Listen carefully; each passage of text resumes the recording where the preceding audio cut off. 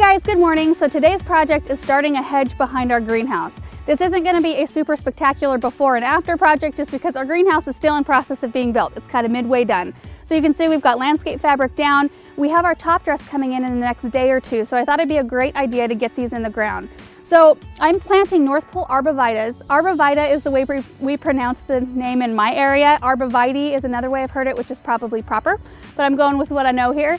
So this is a perfect evergreen for this area because I've only got 12 feet from the back of the greenhouse to the fence. And these grow 10 to 15 feet tall and only 3 to 5 feet wide. And finding evergreens that are narrow for a hedge or a privacy screen is really, it's few and far between to find evergreens that'll do that. So the main goal of this video, what I really wanted to talk to you guys about was this plant, because maybe you have a small area in your garden where you want a hedge and you haven't been able to really decide on something that stays narrow enough that gives you that nice screen. So let me talk to you a little bit about spacing. So I actually have 36 feet here from the corner of the fence to our wood pile, and I eventually want the whole thing filled up with these. I only have 5 on hand, so I'm just getting started. So what I'm gonna do, since these grow 3 to 5 feet wide, I'm gonna be placing them about every 3.5 feet because I do want it to be a tight hedge. So I just wanted to touch on that a little bit. If you go to 5 feet, they'll just kind of barely touch. If you go further than that, it'll be more of an accent evergreen. But I wouldn't go any closer than 3 feet.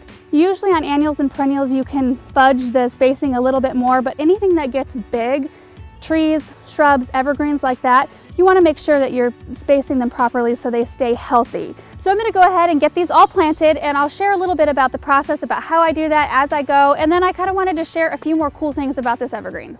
So first I'll cut an X in the landscape fabric, making sure that the center of my X is right where I want the center of my plant to go. Then I'll pull back the flaps, tucking them under so they're out of my way. Then I'll dig the holes, making sure they're about the same depth as the can that the plant is in, but about twice as wide. Now I'm going to plant, making sure to rough up the root system just a bit if needed.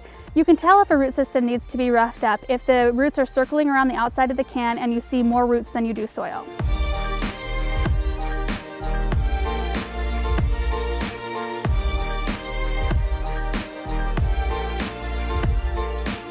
When I'm done planting, I like to water them in really well before I replace landscape fabric to make sure as the soil settles that there are no low spots. If there are low spots, I'll go ahead and add in a little bit more soil. Now it's hard to say depending on your type of soil and what time of year you're planting how much you need to water them in, so just use your best judgment. I just like to fully saturate the soil around the root ball. When it looks good, I pull the landscape fabric back around the top of the plant and I'm done. So there are a few other cool things I wanted to mention about the North Pole variety of Arborvitae, and that is that they are native to North America, hardy to zone 3, which is amazing because I live in a zone 5 climate, meaning I have to plant things outside that can withstand winter temperatures down to -20 degrees. So these ones will withstand even colder temperatures than that, which is awesome.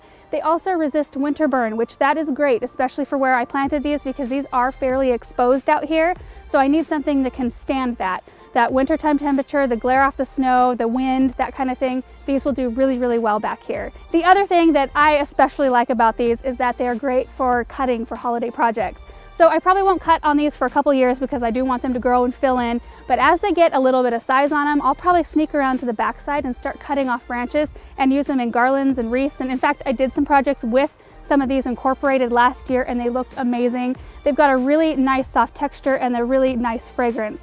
So they're great for that. And that's something I always think about when I'm out planting new things in the garden. Like, is this a multitasking plant? Can I use this for something other than just how it looks out in the garden? Like, can I use it in holiday projects? Or does it attract pollinators or whatever else, it might be? I love that I can use it for an evergreen hedge that's beautiful, plus I can use it for holiday projects later. One other thing I did want to mention about Arborvitae is that they are not deer resistant. I've been asked that a lot lately.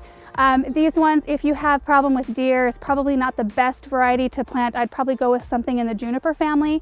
If you've got deer, I don't have that problem, thankfully. They're beautiful animals, but I would probably go crazy if they were eating all of my plants. So probably don't do these if you have a problem with deer. So that's it, you guys. I hope you enjoyed seeing these go in. Of course, it's not done yet. We still have top dress to put on top of the soil, and it'll look a lot better when that's done, and you will see these probably a lot in future videos.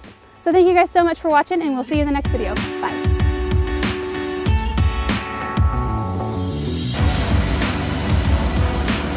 We just got our first load of gravel in and spread out.